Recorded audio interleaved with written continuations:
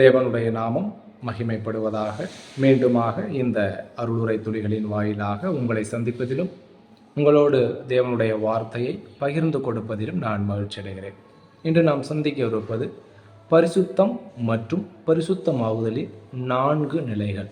பரிசுத்தம் மற்றும் பரிசுத்தமாகுதலின் 4 நிலைகள் என்பதைத்தான் இன்றைக்கு நாம் சிந்திக்கப் போகிறோம்.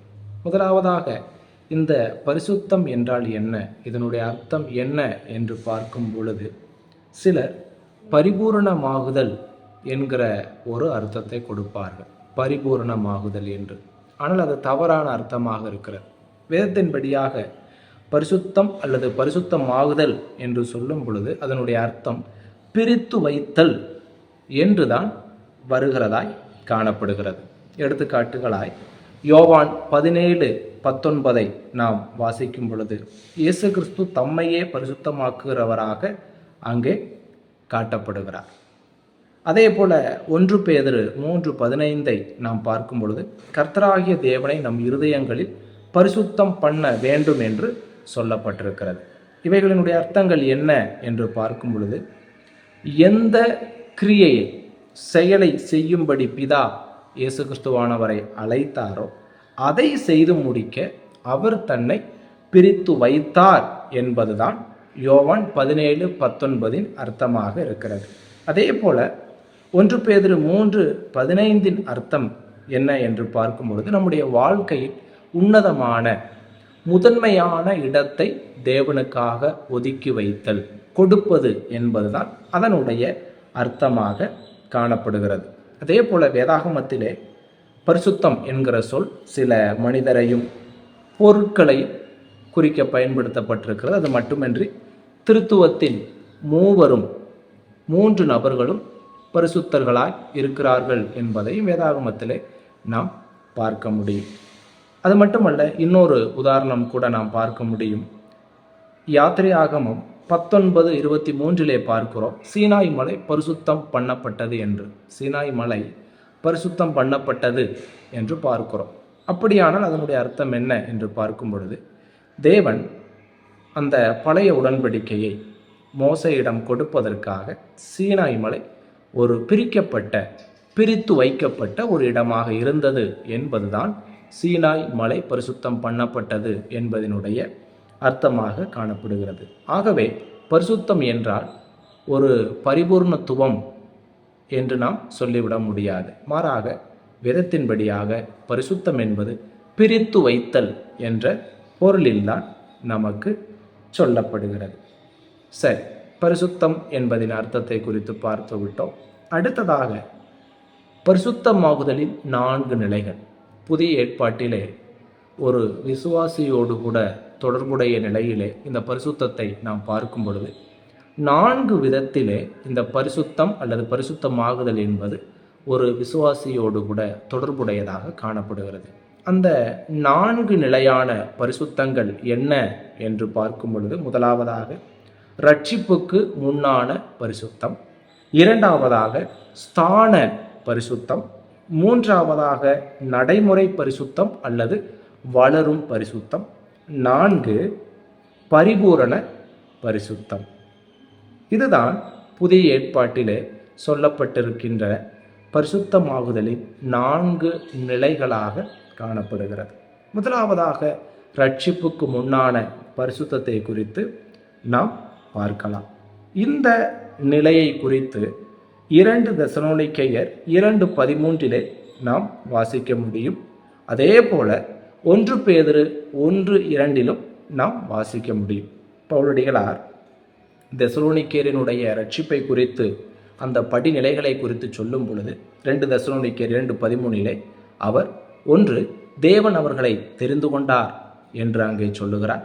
2 தூய ஆவியானவர் அவர்களை பரிசுத்தமாக்கினார் என்று அவர் சொல்லுகிறார். 3ஆவதாக அவர்கள் சத்தியத்தை விசுவாசித்தார்கள் என்று சொல்லுகிறார். பிரியமானவர்களே, இங்கே கவனிக்கத்தக்கது 2ஆவதான தூய ஆவியானவர் அவர்களை பரிசுத்தமாக்கினார். இதுதான் நாம் பார்க்கின்ற முதலாவதான ரட்சிப்புக்கு முன்னான பரிசுத்தம்.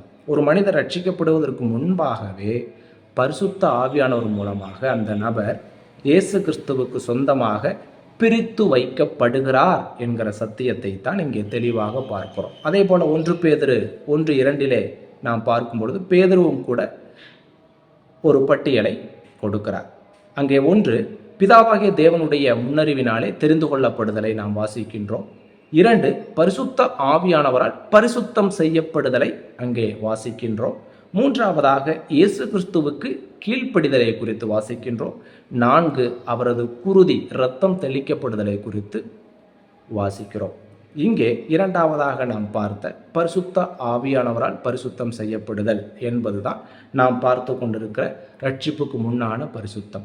ஆகவே பிரியமானவர்களே, ஒரு நபர் இயேசு கிறிஸ்துவை விசுவாசித்து ரட்சிக்கப்படுவதற்கு முன்பாகவே அவர் பரிசுத்த ஆவியானவரின் மூலமாக இயேசு கிறிஸ்துவுக்கு சொந்தமாக பிரித்து வைக்கப்படுகிறார் என்கிற சத்தியம்தான் சொல்லப்படுகிறது. அந்த சத்தியத்திற்கு பெயர்தான் ரட்சிப்புக்கு முன்னான பரிசுத்தம் அல்லது ரட்சிப்புக்கு முன்னான பிரித்து வைத்தல். அதன் பிறகுதான் அந்த நபர் இயேசு கிறிஸ்துவை விசுவாசித்து ரட்சிக்கப்படுகிறார். இதுதான் ரட்சிப்புக்கு முன்னான பரிசுத்தம். அடுத்ததாக 2வதான பரிசுத்தம் ஸ்தான பரிசுத்தம் என்று அழைக்கப்படுகிறது. இந்த ஸ்தான பரிசுத்தம் என்பது ஒருவர் ரட்சிப்பை பெறும் அத்தருணத்திலேயே பரிசுத்த ஸ்தானத்தை அடைவதுதான். அதாவது எவர் ஒருவர் இயேசு கிறிஸ்துவை சொந்த இரட்சகராக ஏற்றுக்கொள்கிறாரோ, ஏற்றுக்கொள்ளும் பொழுதே அப்பொழுதே கிடைக்கக்கூடிய நிலைதான் இந்த 2வதான ஸ்தான பரிசுத்தம் ஆகும். அதாவது 1 கொரிந்தியர் 1:2 அவர் இயேசு கிறிஸ்துவை விசுவாசித்த அவர் தேவனால் கிறிஸ்துவுக்குள்ளாக பார்க்கப்பட்டு தேவனுக்கென உலகத்தினின்று பிரித்து வைக்கப்படுகிறார். அடுத்ததாக 1 கொரிந்தியர் 1:31 கிறிஸ்துவே அந்த நபரின் பரிசுத்தமாக இருக்கிறார் என்பதை அதன் உண்மையான பொருளாகவும் அர்த்தமாகவும் இருக்கிறது. ஆகவே பிரியமானவர்களே, ஒருவர் இயேசு கிறிஸ்துவை சொந்த இரட்சகராக ஏற்றுக்கொள்ளும் பொழுது கிடைக்கக்கூடிய நிலைதான், அப்பொழுதே கிடைக்கக்கூடிய நிலைதான் இந்த ஸ்தான பரிசுத்தமாக காணப்படுகிறது. அப்போஸ்தலருடைய நடபடிகள் 20:32 பரிசுத்தமாக்கப்பட்ட அனைவருக்குள்ளும் என்று சொல்லப்பட்டிருக்கிறது. இங்கே வருகிற பரிசுத்தமாக்கப்பட்டவர்கள் என்கிற பதம் இந்த ஸ்தான பரிசுத்த நிலையைத்தான் குறிப்பிடுகிறது. அதே போல 1 கொரிந்தியர் 6:11 கூட இந்த ஸ்தான பரிசுத்தத்தை தான் குறிப்பிடுகிறதாய் காணப்படுகிறது. ஆகவே பிரியமானவர்களே, இயேசு கிறிஸ்துவை விசுவாசித்த நாம் அனைவரும் பரிசுத்தவான்களாக இருக்கிறோம். ஸ்தான பரிசுத்தத்தை அடைந்தவர்களாக இருக்கிறோம்.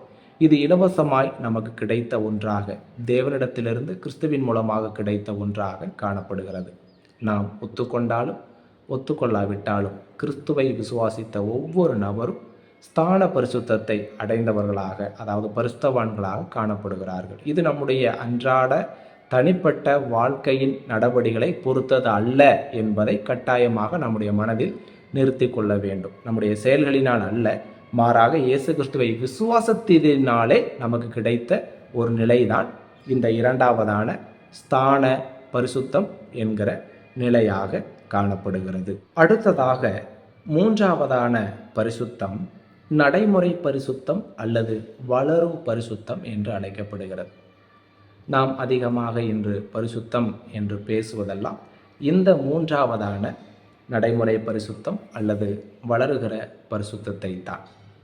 பிரியமானவர்களே, வேதம் எங்கெல்லாம் நாம் பரிசுத்தவான்களாக நடந்து கொள்ள வேண்டும், பரிசுத்தவான்களாக இருக்க வேண்டும் என்று நமக்கு புத்தி சொல்லுகிறதோ அந்த இடங்களிலெல்லாம் வருவது இந்த 3வதான நடைமுறை பரிசுத்தம் அல்லது வளரும் பரிசுத்தம் என்பதுதான் என்பதை நம்முடைய நினைவில் நாம் நிறுத்தி கொள்ள வேண்டும்.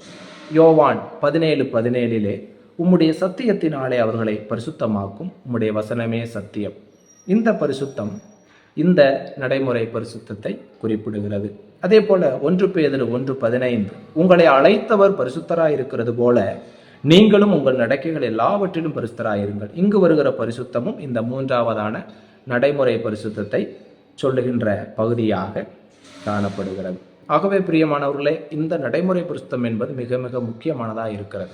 இந்த 4 பரிசுத்த நிலைகளில் நாம் இனி ஒன்றை பார்க்க போகிறோம். அதை சேர்த்து 4 பரிசுத்த நிலைகளில் இந்த 3வதான நடைமுறை பரிசுத்தம் என்பது மிக மிக முக்கியமான நமக்கு இன்றைக்கான நடைமுறைக்கான காரியமாக காணப்படுகிறது. ஆகவே பரிசுத்தமாக்கப்பட்ட நாம் பரிசுத்தவான்களாக நடந்து கொள்ளும்படி அழைக்கப்பட்டிருக்கிறோம். பரிசுத்தவான்களாக நம்முடைய கிரியைகள் இருக்க வேண்டும். பழைய ஏற்பாட்டில் கூட இஸ்ரவேல் ஜனங்களை தேவன் பிரித்து வைத்திருந்தார், பரிசுத்தப்படுத்தி வைத்திருந்தார். அதாவது என்னாகமம் 23:9 பிலேயாம் இஸ்ரவேல் ஜனங்களை குறித்து சொல்லும் பொழுது, அந்த ஜனங்கள் ஜாதிகளோட கலவாமல் தனியே வாசமாயிருப்பார்கள். இதுதான் பிரித்தெடுப்பு. இன்றைக்கு திருச்சபையாகிய நாமும் கூட உலகத்தின் பாணியிலிருந்து பிரிக்கப்பட்டவர்களாக இருக்கிறோம். பிரிக்கப்பட்டவர்களாய் நடந்து கொள்ள வேண்டும். உலகத்திற்கு ஒத்த வேஷம் தரிக்கக்கூடாது.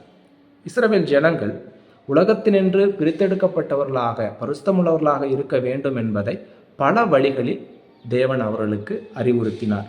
எப்படியாக என்று பார்க்கும் பொழுது லேவியராகமம் 19:19 வெவ்வேறான விதைகளை சேர்த்து விதைக்க கூடாது. அதே போல லேவியராகமம் 19:19 சணல் நூலும் கம்பளி நூலும் கலந்த ஆடையை அணியக்கூடாது. அதே போல உபாகமம் 22:10 மாட்டையும் கழுதையையும் ஒரே நுகத்தடியில் இணைத்து உழக்கூடாது. இதெல்லாம் அவருடைய வேறு விரிக்கப்பட்ட வாழ்க்கையை குறித்த சித்திரங்களாய் வசனங்களாய் காணப்படுகின்றன. ஆகவே பிரியமானவர்களே, இஸ்ரவேல் ஜனத்தினிடத்தில் பிரித்தெடுக்கப்பட்ட வாழ்க்கையை விரும்பின அதே தேவன் இன்றைக்கும் திருச்சபையாகிய நம்மிடத்திலும் இந்த வேறு பிரிக்கப்பட்ட பரிசுத்த வாழ்க்கையை, அதாவது நடைமுறை பரிசுத்தத்தை எதிர்பார்க்கிறவராய் காணப்படுகிறார். ஆகவே திருச்சபையாகிய நாம் இந்த மூன்றாவதான நடைமுறை பரிசுத்தம் அல்லது வளரும் பரிசுத்தத்தில் அதிகமாக வளர வேண்டும்.